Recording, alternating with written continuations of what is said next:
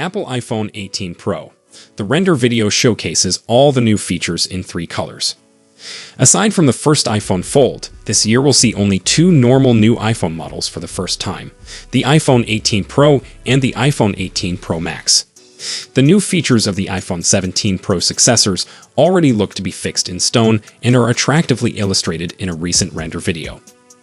In recent days, leakers and experts have uncovered quite a few specs and details about the changes Apple is planning for September 2026. For the first time, there will be a precise separation between Pro iPhones and the iPhone Fold and standard iPhone 18 models in 2027. Anyone desiring a new iPhone 18 in 2026 will likely have to go for either the more premium iPhone 18 Pro versions or the probably even more expensive iPhone Fold.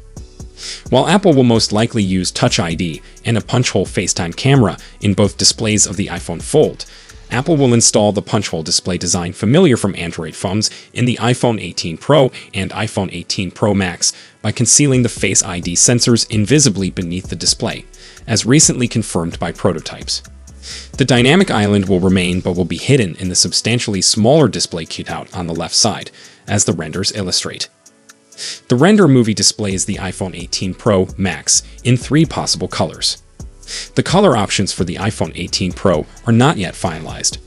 According to John Prosser, Apple is testing at least 3 new color options, with brown and a purple tint planned in addition to burgundy red.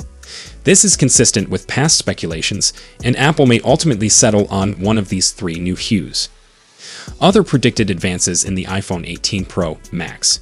The video also highlights numerous additional improvements planned in the next generation of iPhones.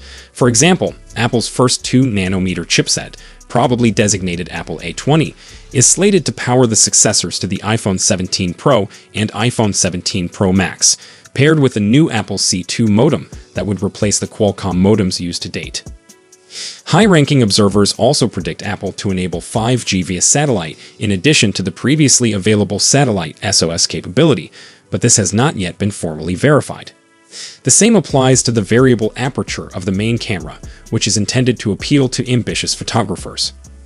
In case you're not up to date on your rumblings regarding iPhone release schedules, 2026 is expected to usher in a new method for Apple when it comes to launching newer phones. In the past, Apple has shown off all its flagships all at once, with just the lower-end iPhone SE/iPhone E series handsets appearing separately. Under the new strategy, first reported by The Information last May, Apple would separate the iPhone Pro release from the standard iPhone. In practical terms, this would mean that Apple's fall 2026 iPhone launch would only contain the iPhone 18 Pro and iPhone 18 Pro Max. Meanwhile, the iPhone 18 would cool its heels until the following spring, when it would undoubtedly appear with an iPhone 18e. To put it another way, if reports of Apple's emerging approach are right, the only lower-end iPhone we're going to see this year is a reported iPhone 17e release, slated to appear sometime in the first half of the year. From then on, it's nothing but Pro models, at least until 2027. Apple is supposedly moving in this manner to liven up phone sales. By staggering the releases in this way, it would entice more consumers to pony up for the more expensive Pro models, or so the reasoning goes. The risk, of course, is that Apple ends up alienating budget-minded shoppers. Not everyone wants to spend $1,099 or more on a phone, and that's the lowest price you can pay for an iPhone Pro model these days, after the iPhone 17 Pro got a rise to its beginning price last fall. What about those of us who prefer that the cost of our next device remain in the triple digits?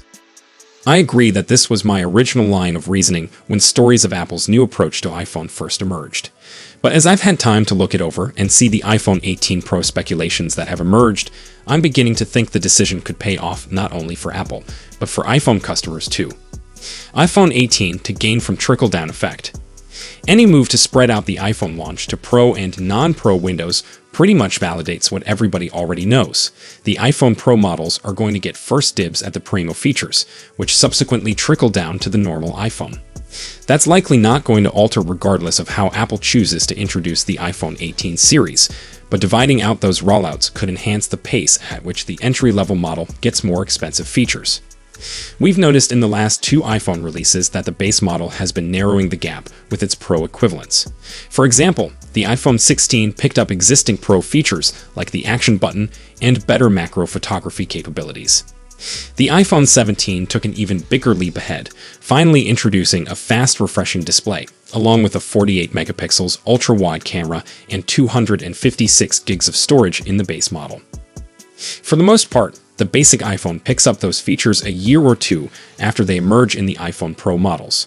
But with staggered launch windows, you could see some of the pricey Pro features finding their way into the base model faster, since Apple won't feel as much pressure to make the Pro model stand out when all its iPhones are introduced at once. Don't get me wrong, I still expect substantial distinctions to exist between the iPhone 18 and iPhone 18 Pro. When the ordinary model comes next spring, it's going to contain an A20 chipset, and not the A20 Pro that the iPhone 18 Pro will offer in the fall. And forget about the normal iPhone gaining a specialized telephoto lens. That feels like a feature Apple will reserve for its Pro versions.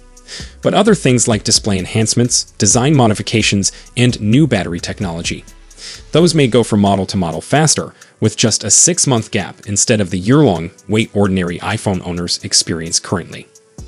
This also poses that the reporting we've heard so far pans out, and that Apple winds up following through on a staggered iPhone 18 launch. But if it happens, I'm a lot less scared about the prospect than I used to be. So that's all we know for now. We'll be sure to keep you updated as soon as we have more information. Thanks for watching.